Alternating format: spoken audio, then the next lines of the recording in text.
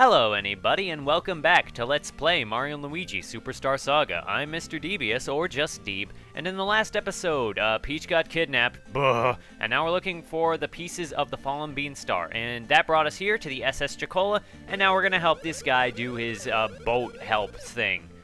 Oh, perfect timing. We're short some people and we're hurting. Yeah, we're in a huge jam. You two ready to take on a little work?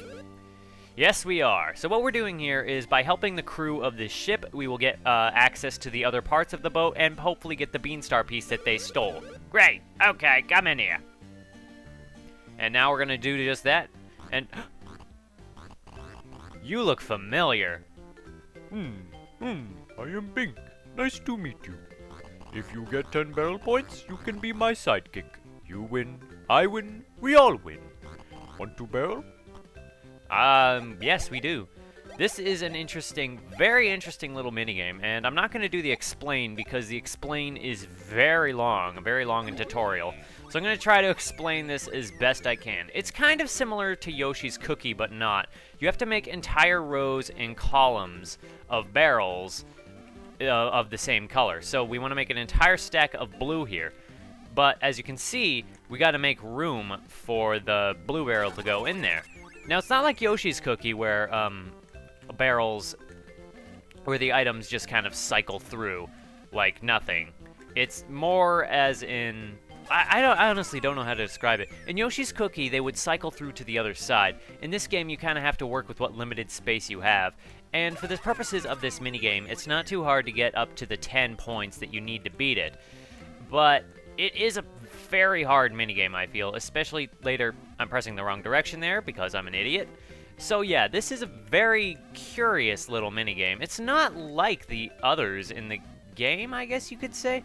I don't know, this one feels different. I mean, I like the idea of it, and also we got, you know, Donkey Mong over there. I was playing some Borderlands last night. Anyway, so we got lots of barrels of fun. I said we were going to have barrels of fun again, and this is what I meant. So you just kind of have to work with your space. You have to kind of plan ahead to where if you don't have enough space for something, okay, so that red barrel is in the way, and we got a couple of things that we can put in over there. If we push that red barrel down and that blue one on top of it, I'm sorry if this isn't a particularly exciting intro to this episode, but we have barrels to push, and, well, we got to do this. This is a required part of the story, and I don't know why this helps the crew, what exactly this does. I'm actually really curious about how this was a part of development, like how they worked this into the game. Like if they just had a cool mechanic and were just looking for a game to put it in as a mini-game, or they were making this game and they deliberately, especially had parts that they had to make mini-games for. I don't even know how I did that. And when you get to 9 points, he starts introducing other barrel types, but it's no big deal because we got to 10 anyway, and we have like a minute left on the clock. I might just skip to the end of this then, because, yeah, I'm gonna fast forward this. Okay, see you at the end. Like, did they just have the code lying around for this game, and they just wanted a game to put it into, and this was just kind of perfect for it for some reason? Or what? Incidentally, well, first... You stop right there.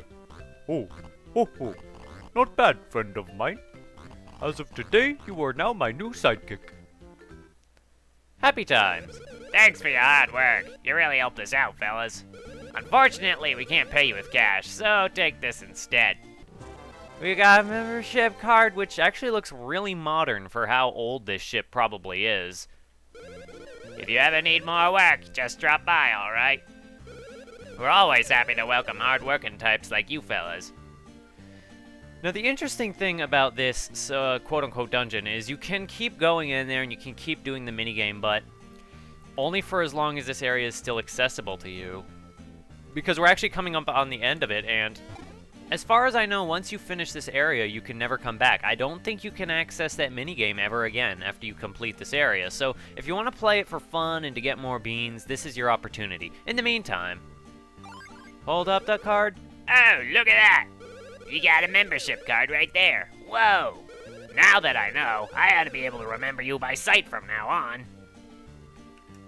Hey, what's up? I know you. That guy is very friendly. This is a very friendly crew. Nintendo games, I noticed, seem to have, like, very friendly pirate ghost crews. Bringing this sparkly thing to the hood was a good idea, but where do we put it? And Mario and Luigi actually catch up to him and dance. Whoa, was that? You say this sparkly thing is a piece of the Beanstar? And you say you two came here looking for it? Really? You want this thing? Well, I guess I could give it to you.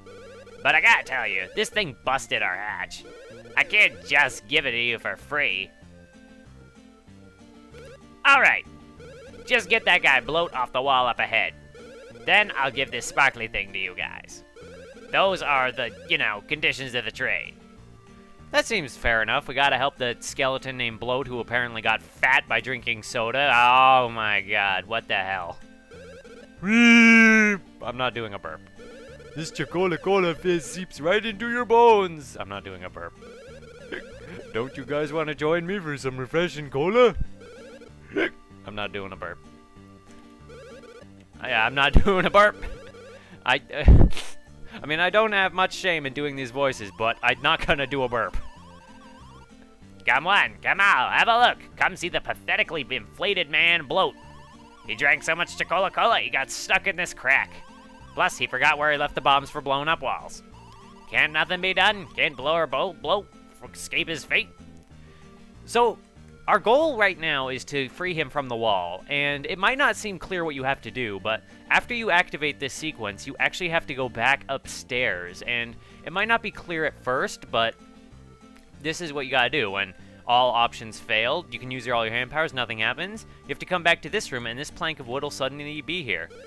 We just applied some emergency cleaning to that stinky old floor, so don't go boinging around on it. So we're gonna jump on it, but that's not really gonna do anything. We're gonna do that, and it's not really gonna do anything. So we're gonna use our super hammer. Well, and that's what you gotta do. It isn't particularly clear that they want you to explore the ship after you talk to him, but I guess the idea is that when he says he can't find the dynamite, is you gotta go look for dynamite, and that panel stands out. Why did I walk in a circle there? Old habits die hard. Did anybody have to say anything about the dynamite? No, I'm not burping. Blah, blah, blah. So, we have a big stack of dynamite. This seems like a brilliant idea. Let's do it.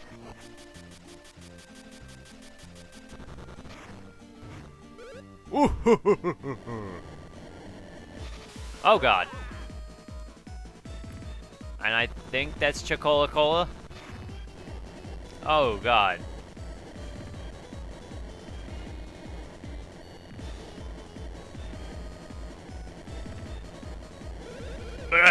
What's going on here? Captain, it's the ocean. It's an actual ocean.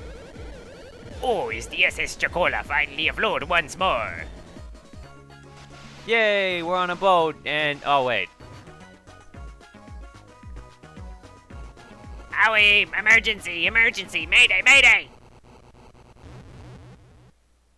That was a very exciting 20 seconds, and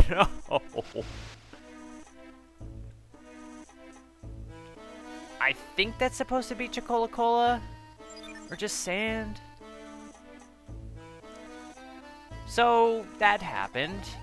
First, the Beanstar fell in Teehee Valley, then it got taken on board, and now it seems to be floating away through no will of its own. And now that the SS Chuckola is underwater, we can't go in there ever again. Which is sad, because I like that crew. We have a save point right here. So now we're on the seabed again, which might look familiar, because this is... Ooh. Yep. Much earlier when we were here, we couldn't get up to this area, and that door, we saw it earlier, but we couldn't do anything with it. The area on the left of where the little map icon is, that's where there was that room with all those platforms that we couldn't really do anything in there. Like I said, it would be for later. Well, the SS Chuckola makes a good platform. So we can just swim over here, careful not to fall down there, and set this thing on fire.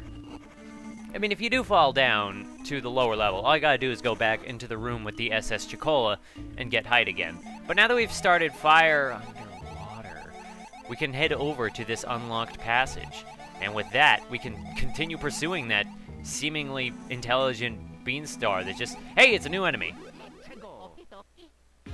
A couple of new enemies. Some really dumb enemies. A Malabit and a Cheep Cheep. Cheep Cheeps! When you jump on them, they puff up like a pufferfish. They come up and get in your face, and I'm bad at timing. Now these sleeping Malabit things, they will turn on in their sleep and then shoot a bubble at you, or they will do a thing, and I don't know what to say. So this is a puffer cheap, now that it's blown up. And I think it returns to normal if you don't kill it on that rebound. These things are weird. They're sleeping, so when you attack them, they'll wake up and they'll counterattack by throwing a pillow at you. They might throw more than one. Oh, God. I don't think there's any tell for which brother they will attack, though, when they do their move. So they'll do that, and there's no real tell for who they're going to go after. And then when you attack them, of course, they will throw their pillows at you, and it's sad times. However, Mario has that little healing thing, so that'll be useful. Let's try and steal something from these guys. Why not? And we failed. I'm so sad. Yep, he throws 2 pillows. Wow, the pillows actually do quite a bit of damage.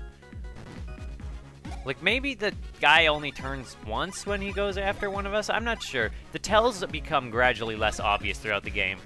And also because these are fish enemies, they're not weak to lightning, even though I thought they would be. Whoops, my mistake. Just healed Mario, and we already got a new enemy to fight over here. If we can catch it. These things are weird. The heart will go after somebody depending on their dance. When they wiggle from side to side, it'll go after Mario. When they do like an up and down dance, they'll go after Luigi. I'm sure they have a different move. But it's getting to the point in the game where it's getting harder and harder to show off all the abilities of any given enemy. Ooh, we got a badge out of that. That's cool. Badges are cool. I think, though, if you try to hit these guys with lightning, I think they absorb it. Like, they heal if you use lightning on them. And Luigi got hearted. Oh, no. Let's try and steal another thing. Because I am so... Oh, nope, killed it. And Luigi leveled up. Before Mario, like a jerk. Well, in that case, we are going to put points into his stashy. I deserve that. So checking out that hand badge, it's actually really good. It does good damage, and it also, you know, heals your HP every time you use a hand ability. But I'm not going to equip it. I will sell it later.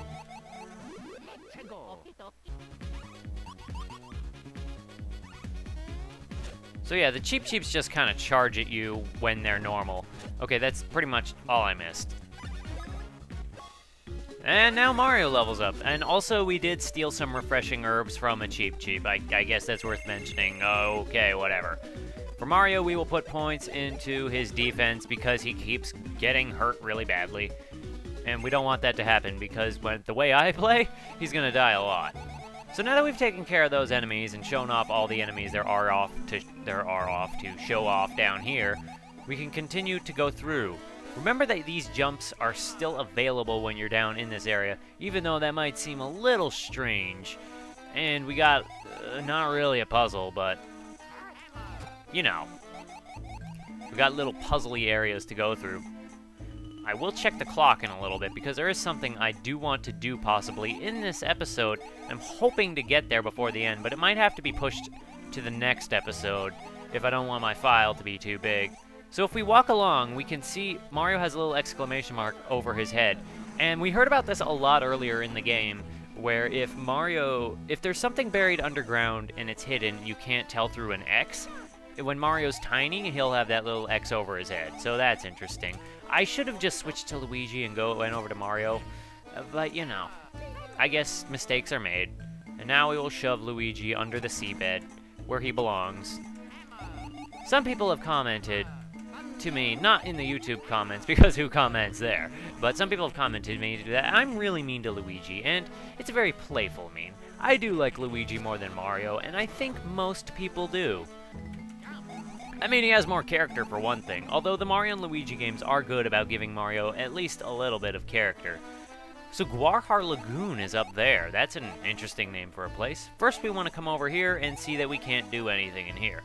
So with all of our options exhausted, we are going to go up this way, save, Unfortunately, I wanted this to be called the uncomfortable episode, but that's just not going to happen. Because at this time, at this juncture, the episode's probably going to be about 15, 16 minutes. And again, I'm sorry about the shorter videos if you don't like shorter videos. But, ooh, we come to a beach place. And there's a save point up ahead. But anyway, maybe we'll end off the episode with a little cutscene then. Alright, let's check out the next room. And if there's something in there, I'll show it off. And then we'll save, and then we'll call that an episode. Because I do need to keep the episodes to a short length. Shorter episodes are easier to watch anyway, and they're easier on my terrible Canadian bandwidth. So we come in here, and there are some... Hey, have you heard those rumors about Prince Peasley? Boy, I have. Let me tell you, he's running around hunting high and low for something. Yeah, the young prince is in a pickle, and that's no lie. I wonder if he'll come this way. These are some kind of weird-looking ladies. So I guess that's all we're going to see in this episode. That's all you really need to see. So in the next episode, we are going to actually explore Guarhar Lagoon and get to maybe finding that Bean piece. And I can promise you that the next episode is going to be an uncomfortable episode. Hope to see somebody then.